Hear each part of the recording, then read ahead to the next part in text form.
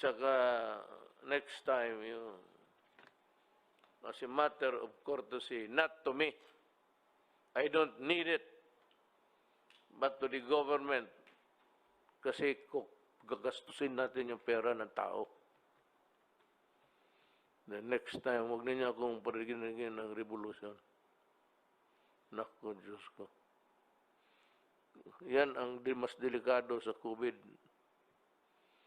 Kaya kung magrevolusyon kayo, you will give me the free ticket to stage a counter-revolution.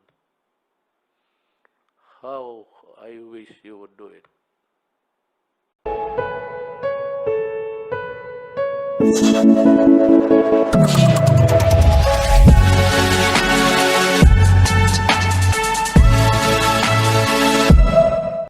Kamusta mga tol? Nagpahayag ang pangulo na naiintindihan niya ang pangangailangan ng mga health workers at ang kanilang mga sakripisyo na labanan ng COVID-19 pandemic.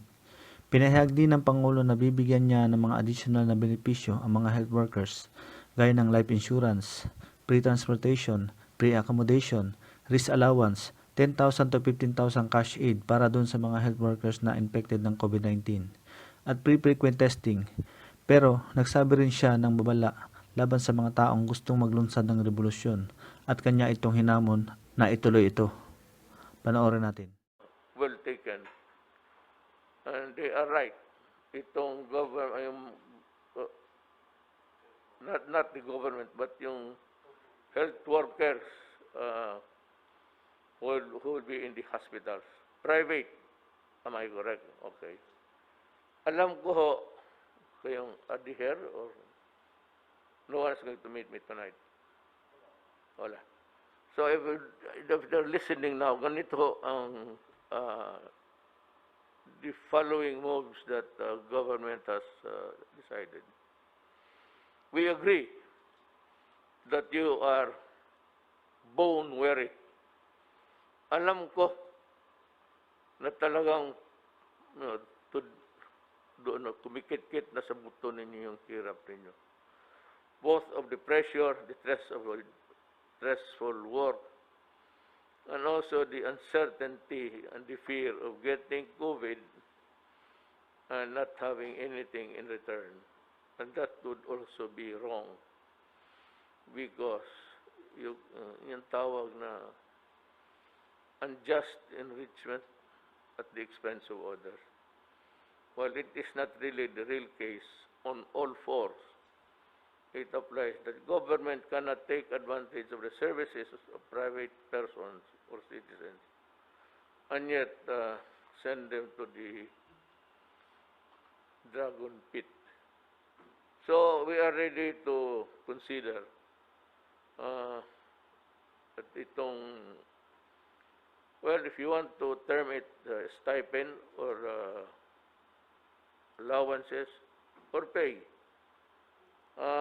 Give us time. We will make the report. Sana masali ito sa the second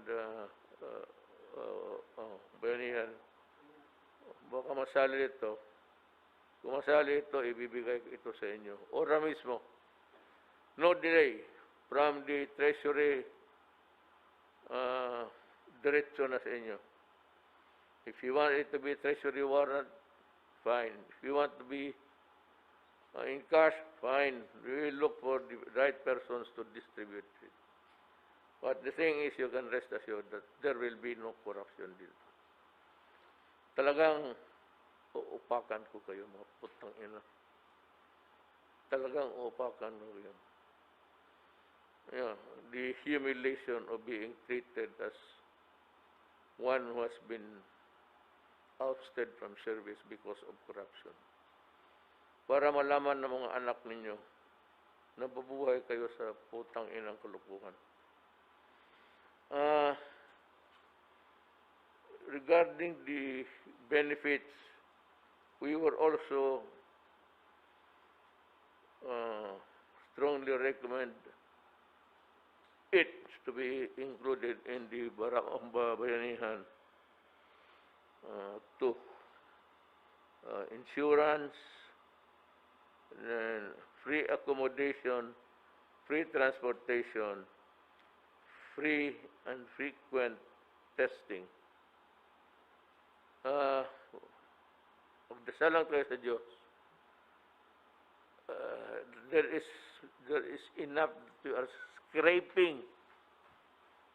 Wala na tayo. Remember, Filipinos, na the time of giving the assistance or the stipend or your allowance is no longer there. We cannot give you that anymore. Tapos na yun. Kaya ito, sabi naman ng iba, paano ba itong gobyerno? Hindi man nila masolve. Gamitin mo nga utak mo, putang ina. Kasimple.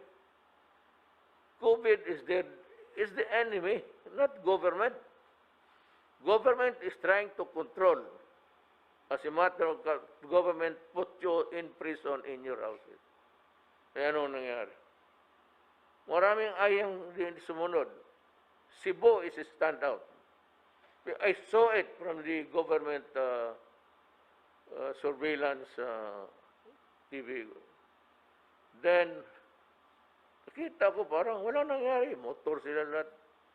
So I was complaining, I'm telling you, we were having a cabinet meeting several times. That itong Cebu, murag wala. Murag walay sakit nga galibot. But there is no germ kagaw nga balibot. You are doing life nonchalant. Nagbali wala lang. Sige, continue lang tapo. Mahaw, panood to, inom. Puta. Pagdating ng panahon, sabihin pa ninyo, we are having trouble here. The hospitals are...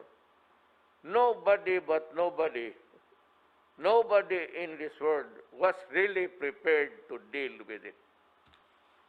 In only a matter of 48 hours upon advice, I already suspended the way of the usual life and tried to sequester you inside the quarantine of your home. Wala nga anong sabihin. For example, Secretary Duque, they want their neck. Then I ask you, okay, you want me to fire Duque? Let me be satisfied. Anong kasalanan ng tao? He did not import COVID. He was there all the time, and an infection was overwhelming, not only for the Philippines. I do not want to compare it with any country, but it was a global thing. And ngayon, bakit tayo marami na? Well, sana makapanood kayo ng YouTube or YouTube. Makita mo ang spike ngayon, binalikan sila. And the scientists say that it will be, this COVID will be forever, for decades. So ang sinasabi ko sa the same. What I said earlier, in the early days of this pandemic thing, I said that, be careful because it is swallowing the rest of the world. And we will be no exception. Dito sa Cebu, makita mo naman sa Cebu pati Maynila, almost same behavior. May mga tao talagang nasa labas. And they can only be controlled kung saan sa mga barangay, kung saan kayo nakatira. But kung nakapuslit kayo, tapos magpasel-pasel, magnegosyo pa rin kayo, whatever, and without a mask at that, making it worse. Hindi ka naman, ngayon marami. then you say that government, nobody, pandemic nga ito eh. The epidemic is bad enough. But the pandemic is that every country is now using its own resources. Hindi mo kabigayan. China of late might be delivering some help in terms of equipment. Pero hindi kasalanan. Now, if Secretary Duque misquoted or was not accurate sa kanyang figure, para sa akin, matulala ka sa figures because they come in incomplete and sometimes wrong, sometimes asymptomatic, sometimes nakauwi na. So I'd like to know, let me ask you a question, Secretary Duque, if you may please. Itong sa case summary natin, itong nakalabas, kasali pa dito sa the number of recoveries. Is this an original number or a changing number? Only those that are presently hit or affected. This is a changing number, Mr. President, kasi yung pong meron pong IATF policy or resolution that the time-based reckoning of recoveries of the asymptomatic and milds after 14 days po that they were in quarantine from the onset of illness. Kasi yan po, usually 10 days nga lang po, sabi ng WHO, gagaling ka na po, basta mild po and asymptomatic. Kung natapos po ninyo yung 10 days na yon, nagdagdag pa po ang DOH with the approval of the IATF ng 4 days para 14 days. So after that, ibig sabihin po nun, magaling na kayo. Yes. I'm asking about the figures. Does this include people who are already cured? Yes, sir. The recovery, sir. So this is a constant number. Yes, sir. This number will continue to increase as more and more people recover. Including the first computation. Yes, sir. Kasama na po. Itong 103. Yes, sir. This is part of the 103,185, and of these, meron po tayong recoveries na 65,557. Ang ating pong active cases, which means these are still either in quarantine or in the hospitals or in the ICUs, isolation beds, depending on their clinical condition, Mr. President. Yeah. Opo. I know, especially those. Now, look, ladies and gentlemen. By the way, si Fiscal Yang, I forgot to mention where he belongs. He is with the presidential anti-graft. Doon ka. Then I need another classmate of mine. Tinabahan nata ng COVID. What is really very, not sad, but almost an irritation that could put stress on anybody's mind. Itong mga kasama mo mga doktor, yung iba nag-private, yung iba na sa gobyerno. No, sa gobyerno, I really appreciate your hard work. I said, I know that everybody is born weary. Talagang pagod na. Kaya ito sila, sinasabi mo ngayon, health workers, frontliners, lagay sa private hospitals, if they continue to expose themselves, at tinamaan sila, it is not fair for government just also to sit down. They must be included in the recovery period. Now, kung itong, mahirap nga bilangin eh. Kasi may mga tao na naging COVID cases, gumaling lang sa bahay. Karamihan sa bahay, walang punta ng ospital. Nung mga grabe. Ngayon, itong sabihin mo na 100 plus. tingnan, gamutin natin. Meron naman tayong alternative alternative measures. Meron tayong nandoon sa Rizal Memorial. Nag-offer pa nga ang Iglesia ni Cristo. Salamat po sa inyo, Iglesia ni Cristo. And many others. The only thing, if they do not want to work, we cannot force them. Pero, for Diyos naman, tanungin ko kayo. Pati ikaw, Secretary Doge. Pati ikaw, si Dr. Vega.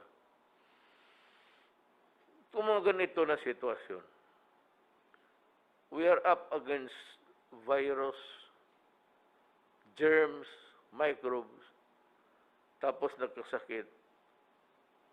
Who can we turn to?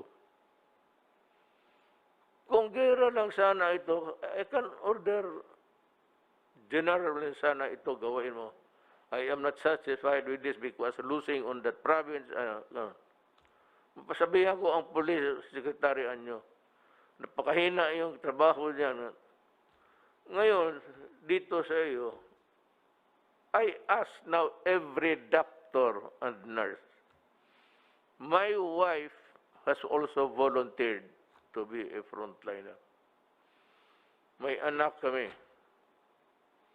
kaisa-isa. But since she is moved by a sense of, kasi nasabi niya, nahihiya siya sa sarili niya. She's a nurse, and yet, ang trabaho, itong ganitong parang, it's war against microbes. Who are our soldiers? The nurses and the doctor. If you cannot go for the extra mile, well, I can understand. I'm very sorry. I can understand you. Pero wala kaming matawagan ng iba eh. So ito ngayon sa bakuna pagdating nga, it will be headed by the medical corps para sila ang may tabulation. Walang magkamali. Patient. Lahat ng ahensya na may mga nurses, mga police, there are already thousands of police. Maraming nagpulis kasi ang sweldo ng nurse 8,000. Ang sweldo mo pagka pumasok sa akin, entry fee mo 30,000. Ginawa kong 30, kaya lahat ng mga nurses, babae at lalaki pumasok dyan. No, I leave the problem to General Anyo. With the uniformed nurses sa police and for General Lunzana, they should be assembled and help. Yung sinabi ko sa police station, punta ka lang doon. So, maraming nurses i-distribute natin. We can finish, if we have the vaccines, and if it is delivered expeditiously, I think that in about 1 week's time, tapos na. That, if we get the vaccine. Pero, as it goes now, wala pa namang, sinabi lang na kompleto na. And China is leading. That's what I told you. I believe in China because they're very conscientious. And hindi reklamador.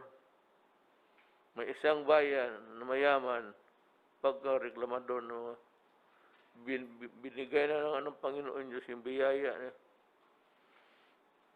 Tapos sige pa reklamo. Ngayon nag-spike kasi sige sila protesta. Kaya ako dito, kasi mga left, sige, sabi nga, yung mga left, if you want to protest, go ahead. I myself will sign the permit. Pag mahingi ka ng 3 araw, magagalit ako. Gawain mo 10 araw po. Diyan, magbabad kayo. Protest to the high heavens. But for as long as you are not a part of government and you do not know better, worse is you pretend to be an advisor, tapos sabihin mo mag-tweet ka, God help this country. Huwag na natin distribuhan ng Diyos. Mas mabuti kung you are not a part of it. I can see an ambition in a man's face. Kaya tapos magsali, bakit hindi mo kami in-advisean? So what can you advise about COVID? Tell me if you're a doctor, anong ma-advise mo? What's the best solution? Best solution is you go into your house, stay there, do not crowd in other places, mingle. Walang, at least mahina. But yung gamot, what are we doing? Oh, what are we doing? What can we do? Magbigay ng pera? Wala na tayong pera. Mayroon pa dyan yung mga bright na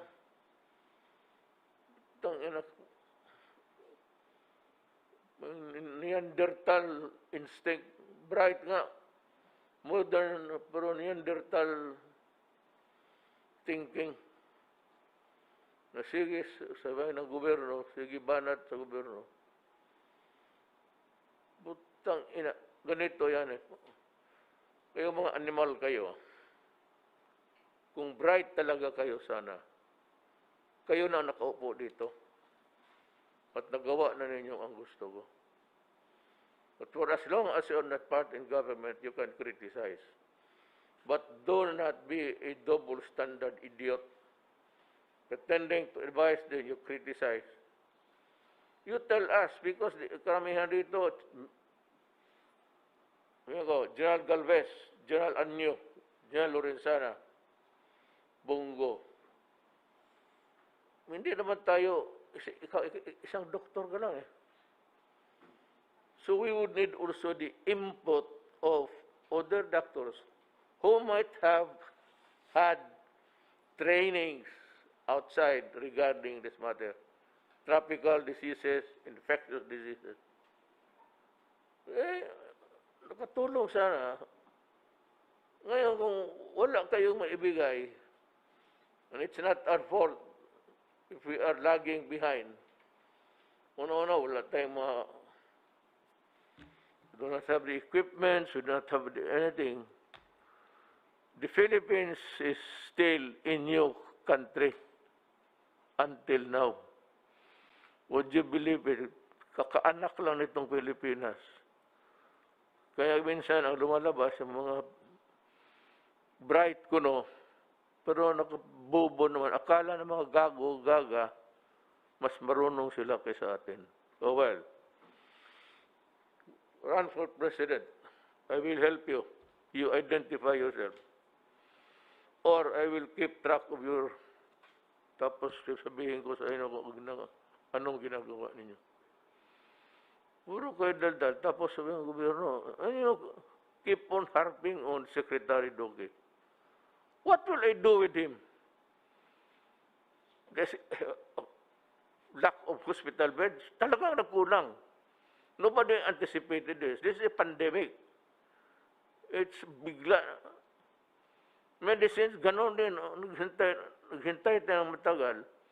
Yung mga ventilators, ganon rin. Nobody expected that thousands will get sick on a single day. That is, as a matter of fact, almost a preparation for a war. Kung talagang gusto mong preparado tayo. Baski magtayo ako ng 10 hospitals bukas, kunin ko yung mga hotel, expropriate ko. 100,000 kung totoo talaga sakit. But I will do that. Pag wala, there's no time for to set up buildings. Pag wala na, I will expropriate hotels. Para kung wala na talagang space. Now, the doctors, well, you can work with us, work with the people, your people, or you can just, pero if you are not also working, tapos, katatapos mo lang mong magdaldal ka, naku, nagpabilib ka na. Huwag ninyo kaming pabilibin. General Galvez was there in Marawi. Secretary Anyo was the chief of staff. Delphin Lorenzana has been with us. He's been working, he's resident ka na Amerika din, no? No, kasi kilala ko sa military, pinatawag ko. Ngayon, itong bakuna, ibigay ko sa police pati military. Hoy, kayo mga police, pakinigay sa akin, ha?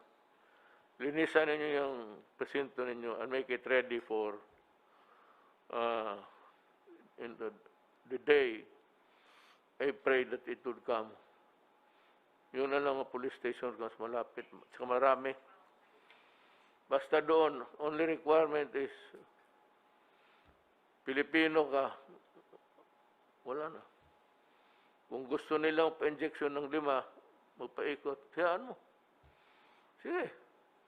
If you want to have an overdose of the vaccine, go ahead. If there's one thing that we cannot help, there is no cure for it, is stupidity. And mind you, all those people talking and criticizing, hindi naman alam. Kung ilagay mo dito, yan naman, makandara pa yan. Kung ilagay mo dito yan ngayon, so, sige, kayo dito. Oh, they will hang you. There's the bin, they will hang you. We're doing our very best. And yung localized lockdown. Sorry, Manila. Ngayon, magsabi kayo, i-lockdown mo na ang Manila.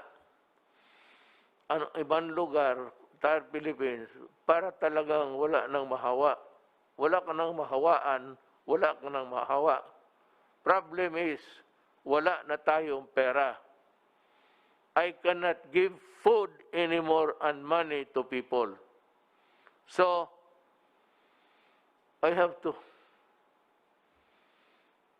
so it's modified, for the, lalo na for the critical industries. Food, number 1. Medicine. So, binitawan ko yan sila kasi unang-una wala nang makain. Ilan lang ang tao talaga na may savings good for a rainy, savings for a rainy day. Well, our savings is just good for a drizzle. Ano bang drizzle sa Tagalog? Ambon lang. Yung ibang preparation for a typhoon. Hindi tayo mayaman. Do not compare us because our money is equivalent to about 48 ngayon exchange. 49. For today, it's 49. Ang ating 49 pesos, $1 lang yan. Ang bilihan sa labas, ang ginagamit, $1. I do not know what is taking China to implement or putting it in reality, in practice, na ang gagamitin ng sa exchange international would be the ano tawag na? Yuan or renminbi, Mr. President? Duman. Wala tayo. At least sa China, hindi magkwinta-kwinta kung ilan ang pera mo. And I'm assured that we would be prioritized in it. Now also, mga barangay captains, it's time that you really work. Isauli mo sa tao yung honor na binibigay nila sa inyo. Binigay ninyo. ay binigay sa inyo ng tao. You work. Strictly enforce ang quarantine, lalo na yung lockdown. Kasi ang Maynila, dahil ang mga tao, maraming tao na lumalabas. Jadi maraming mahawa. So sabi mo, what is Duterte doing about, government doing about? Hoy, Mario Josep, magbili ka dyan ng vaccine. O akong bibili sa'yo, turo mo na kung saan. Well, it's vaccine. Baski saan ka, it's vaccine. Now, yung contact talaga. That is why para hindi na kahawa o mahawa man sa bahay ka na lang, it behoves upon the barangay captain, municipal mayor, to see to it that kung maaari lang, kung posible lang, that your barangay or municipio, city is go-free. Well, some mayors are overly strict. Wala na tayong magawa doon kasi under the local government code, they authorize also to move. Well, we are appealing to Congress to isalin lang sana itong yung sa mga health workers, isali sa bayanihan to isalin lang ang free accommodation, free transportation, and free and frequent testing. Mr. President, Yes. may I respectfully reiterate my very strong recommendation with the support of the Cabinet for NCR, Laguna, Rizal, Cavite, and Bulacan to be put under the MECQ or Modified Enhanced Community Quarantine, Mr. President, just for 15 days, Mr. President. Modified Enhanced Community Quarantine, Mr. President. Yes, sir, with your approval, Mr. President.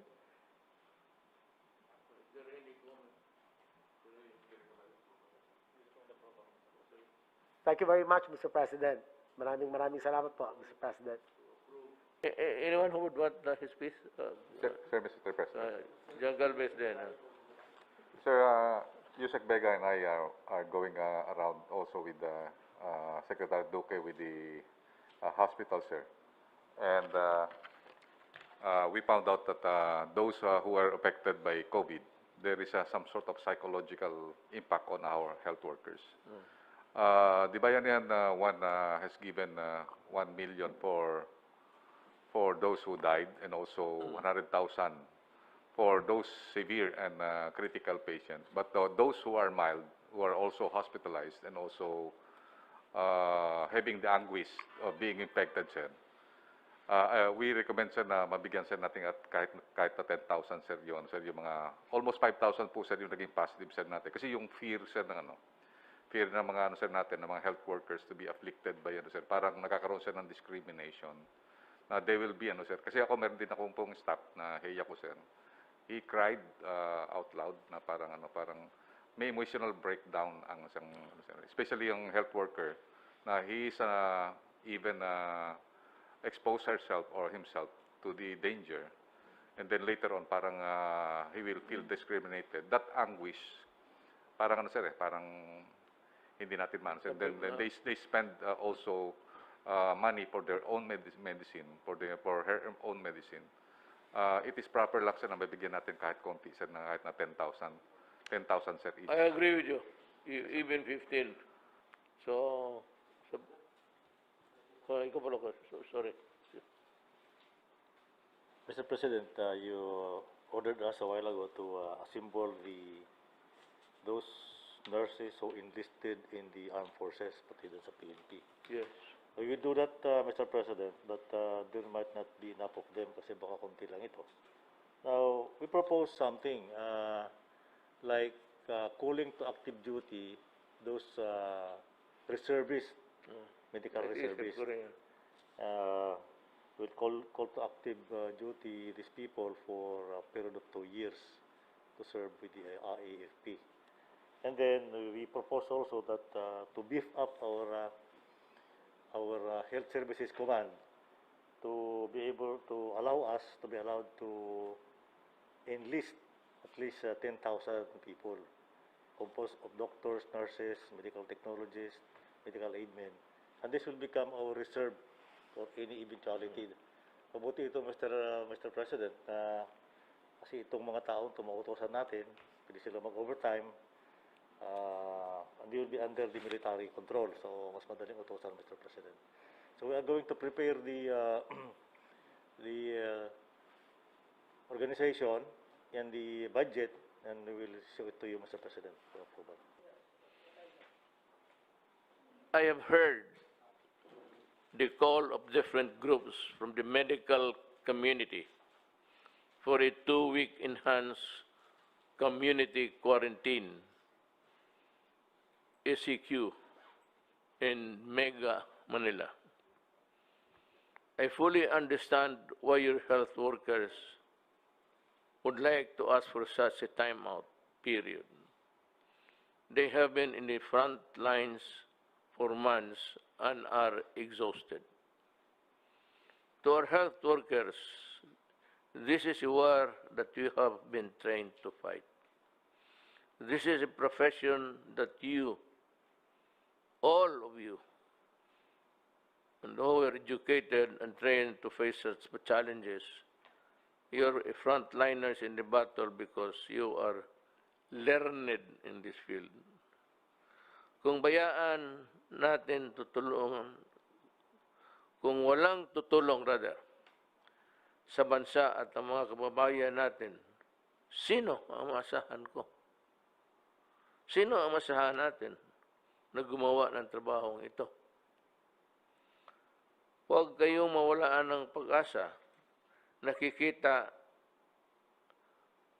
at kausap ko ang iba sa inyo. Habaan ninyo lang. You stretch your patience and your not endurance, because you can only also take so much. Your fervor. Haan na lang ninyo yung pasensya ninyo and your fervor na ikaw isang medical tao. At tiwala kami sa inyong kakayahan. We are aware that you are tired, that you have worked almost even beyond 24 hours a day. Pero ito kasi yung, wala kami matakbuhan. Kayo yung nag-aral. Kayo yung may alam. Na ngayon, kung sabihin ninyo na anong mabuti, and you raise the spectacle of yung ang agony ninyo, you treat it as if you're about ready to stop to work. Huwag naman ganun kasi kawawa ang mga kababayan. Sino man asahan namin? I don't know, I'm sure that that's not into your heart. But from your maybe despair, I would like to tell you that ang ating gobyerno ay hindi mag-iwan ng mga trabahante niya. So to my fellow countrymen, we are doing everything possible to alleviate the situation, to assist our healthcare workers and enhance upgrade our healthcare system. Alam mo kasi, you know, first time nangyari ito eh. And this is not just something like a call to action for a few sick persons, maybe because of the distance or maybe because of the... Ito lahat eh. Wala namang may gusto Kaya nga si Secretary Duque, gusto nila putulin yung ulo. Ano mang kasalanan niya? Na yung medisina nandyan, buhol-buhol ang trabaho because this is the first time. And hindi ko kinukumpara. You read or you listen to BBC and CNN. Nakita ninyo, America and the rest are far more worse than us. Yan ang problema. But they have the machines, they have the equipment. And yet they are suffering terribly.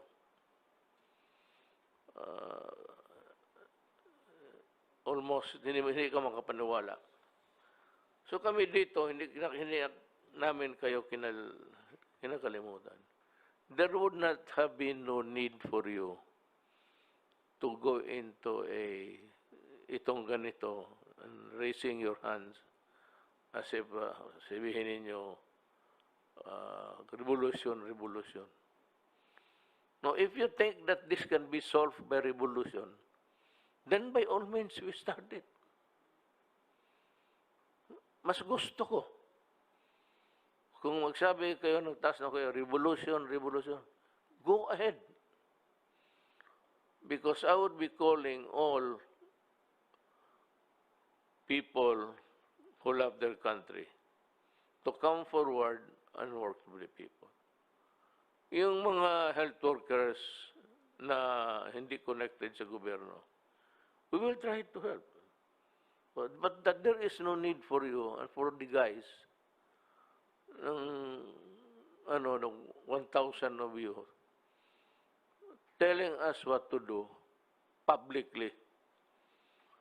You could have just wrote us a letter. Lahat naman ng sinasabi ninyo, sinusunod namin. You know, it's the resources. Ang pera, may gusto kayong bilhin ko. Ang problema, ang bulsa ko, butas na yung isa. Dahil we have suffered economically, pati individually, yung income ninyo, wala na. Hindi lang man kayo. But to go almost on a, not really a rampage, but an outrage, parang galit at mag-revolution. So huwag naman ganun kasi alam ninyo nagtatrabaho kaming lahat. Kung yan lang ang makaya ng pera natin, hindi hanggang dyan lang tayo. Hindi naman kami nabuti nakaupo lang dyan, nandyan yung pera, hindi naman pinapagalaw. Everybody is trying. Kaya nga, yung mga iba-ibang modalities na lang how the vaccine, if ever mabigay, mag-abot sa atin. Well, next time, you can just ask for an audience. Pero huwag kayong magsigaw-sigaw ng revolusyon. Alam mo, sa totoo ko, alam niyo, hindi ako kilala talaga. Magsabi kayo revolusyon, then, ngayon na. Go ahead. Try it. Sirain natin itong patayin natin lahat ng COVID. Is that what you want? We can always end our existence in this manner. Hindi naman kayo na natatakot siguro. Alam namin yun na hindi kami matakot. Siguro. But to send a message na without giving government a chance. Ngayon, anong gusto ninyo? I will implement other things in this government without informing you. Would you be happy with that? Or if you are really on a rampage, you want a revolution, fine, let's start it. Go ahead. Go ahead in the streets and the store. Makita natin. Then we will need almost all building, all hospitals there. Hindi lang COVID. Hindi ko, I'm not threatening. Pero gusto ko lang subukan ninyo. I dare you, do it. at makita tayo kung ano. Those who want to work with government, lahat ng mga nurses na pulis, pumasok kayo sa pulis kasi malaki ang sweldo. If you remain in nurse outside, you only get about 8, 9, 10. So, it's time to give more to the people. All nurses sa uniform sector will have to work. And we can always ask for volunteers. Then I am asking Secretary Lorenzana to mobilize, call a mobilization of doctors and nurses and those who can help. Kung yan na lang ang maasahan namin, or I might outrightly call for all reservists to work. Yan na lang. Ang COVID nandyan, wala namang kasalanan. Ni ikaw, wala kang solusyon eh. What are you bubbling about? What's the solution? Except COVID. We've been frank before with you, still frank until now. And that is also the answer of all leaders of government. Anak ka nang, do not so as to be heard. I don't give if you gather 1,000, 2,000. But bear in mind na kayo mismo, kung ipa-take over ko kayo lahat. Ako ang magbayad sa inyo. Take over ninyo. Tignan ko kung ano ang lagay ninyo. We are not incompetent here because we are not doctors. Kayo ang dapat ang you should do this soul searching, not us. Kami kayong makatulong sana, ito lang kayong ginagawa, kung magreklamo, ikaw naman, what can I do? I've always been praying to God for the vaccine. Alam niyo, doktor kayo eh. Huwag na natin dramahin ito ng mga pasulat-sulat. At saka itong mga health workers that I said you are bone weary. Bone weary is an idiom. It's just simply that you are too tired to move. You are beat. Ika nga. Bakit kayo hindi pumunta dito na pera? Hanap tayo ng pera. Secretary Dominguez, mabutit na lang, sabi ko, ang vaccine dumating. Kaya yung prediction, my dire predictions, is that it would usually take, tanungin niyo, kayong mga doktor, 5 years to perfect a vaccine. From the, alam ninyo yan. So, do not try to demean government. You are not actually criticizing. You demean by government, your own government, by just going ahead. At saka takutin ng Rebolusyon. Bayan man natin ito. Gusto ninyo, sirain natin. Start it now. Nary a moment to waste. Ako kung anong klase ibigay ng tatrabaho ako, kung anong ang nasa harap ko, I will react appropriately. Kayong mga nurses, ulitin ko, outside, o aid workers,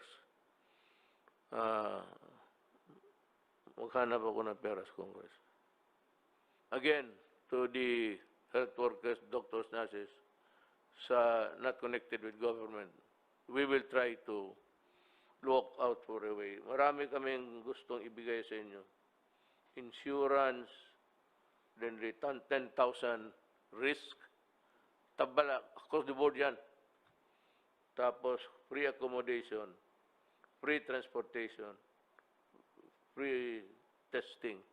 Siyempre, dapat kayo every 2 days, masakit lang sa, wala bang pantusok na putang ina na hindi.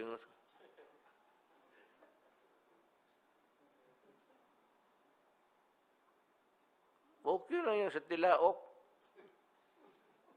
Kinakain ko minsan buto yan, tendon ng baka. Pero putang, okay lang po yung sa ilong na ko, Diyos ko. Kulkugin mo ang putang. Tapos, kayong nasa gobyerno, reservists, we might call for a mobilization. Lahat, you know, my daughter, Inday Sara, pag ako nag-mobilize, mauna yan. I will specifically point out to her as one of those who will answer the, you cannot even, you have no, you have not that luxury of accepting or not accepting. You remember that you are a reservist, you are subject to martial law. Martial law ka ta. Hindi martial law ng gobyerno, martial law ng disiplina. Tsaka yung mga police, mga nurses, they're ready to be deployed. Mga police, advise your workers na yung mga police mo na babae, ibaba ninyo lahat. We will train them for about just 1 or 2 days. We will select a big auditorium, yung PICC. You come here in the morning, free merienda, masarap na pansit, pati tapos merienda, mag-uwi kayo. And we will tell you what to do. Ganon lang yan. Kung mag-resack yung mga magtamad-tamad nga, then we will help you with government personnel. And they will work how many hours a day has? 24? Oh, I can ask my soldiers to work 28 hours a day. Yung mga sundalo, yung mga pulis. So, we are not actually inutil. Tsaka, next time, as a matter of courtesy, not to me, I don't need it, but to the government, kasi gagastusin natin yung pera ng tao. The next time, huwag ninyo akong parigin ng revolusyon. Naku, Diyos ko. Yan ang mas delikado sa COVID. Kaya kung magrevolusyon kayo, you will give me the free ticket to stage a counter-revolution. How I wish you would do it.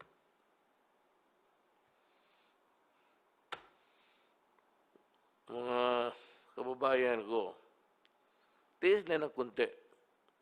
By December nandyan na. Do not go out kasi ihawa ninyo yung mga iba. Kaya matatagalan tayo. Yung nahawakan mo, hawakan niya. Yung rails. Yung sa escalator, pupunta-punta, hawak ninyo. Tapos hinawakan na, kung maggano ng kamayan sa mga sipon, tapos balik. Tapos ikaw yung susunod. If you go at, you tend to exactly do what I just told you. Sa jeep, taxi, yung inupuan. Magpahid sa ilong yan kung may sipon, na tapos hawak ng... Wala nang katapusan. So, kindly stay home kung hindi naman talaga importante. And for those who really are working in the government critical public work. You have to go. You have to work.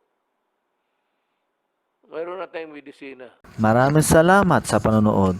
Kayo ba ay may opinion hinggil sa usaping ito? Mag-leave lamang ng comments sa ibaba at pag-usapan natin.